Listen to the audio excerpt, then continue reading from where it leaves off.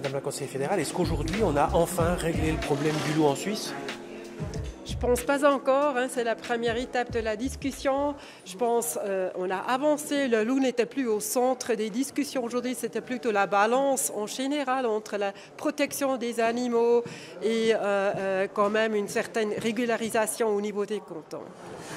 Est-ce qu'on n'est pas allé un peu trop loin? Est-ce qu'on n'a pas déséquilibré la loi initiale? Est-ce que la facilité pour tirer le loup et les autres n'est pas trop grande maintenant? C'est la grande discussion. Alors, je pense qu'on a quand même aujourd'hui déjà corrigé des décisions, je pense, parce qu'il faut régler, mais il faut trouver la bonne balance. Et à mon avis, on est en train maintenant de trouver l'équilibre entre la protection et la régularisation.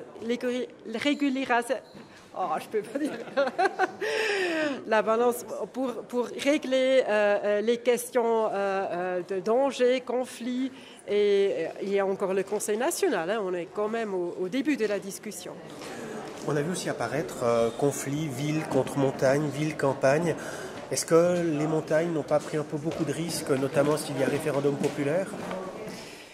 Écoutez, il faut quand même comprendre que ce n'est pas les personnes en ville qui sont au centre des discussions parce qu'eux, ils vivent très loin de la nature, je dirais. Et je pense quand même il faut être sensible aux personnes qui vivent dans ces villages, dans ces régions montagnardes.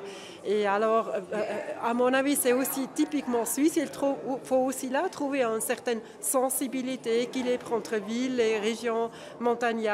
Et à mon avis, respecter aussi les dangers quotidiens des régions montagnardes, ça fait un élément important pour trouver un consensus. Une dernière chose, on sait que la Suisse parfois a de mauvaises notes sur la biodiversité, sur les efforts qu'elle fait là. Est-ce qu'aujourd'hui, on ne risque pas d'avoir encore une moins bonne note ?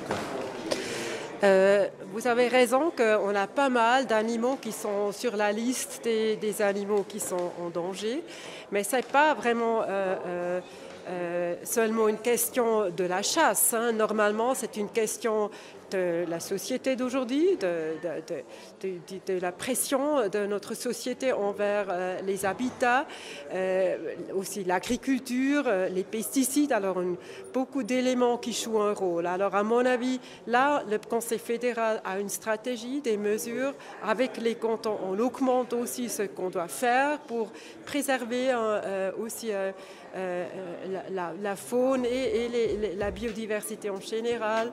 Alors on ne peut pas dire que c'est que la chasse qui joue un rôle.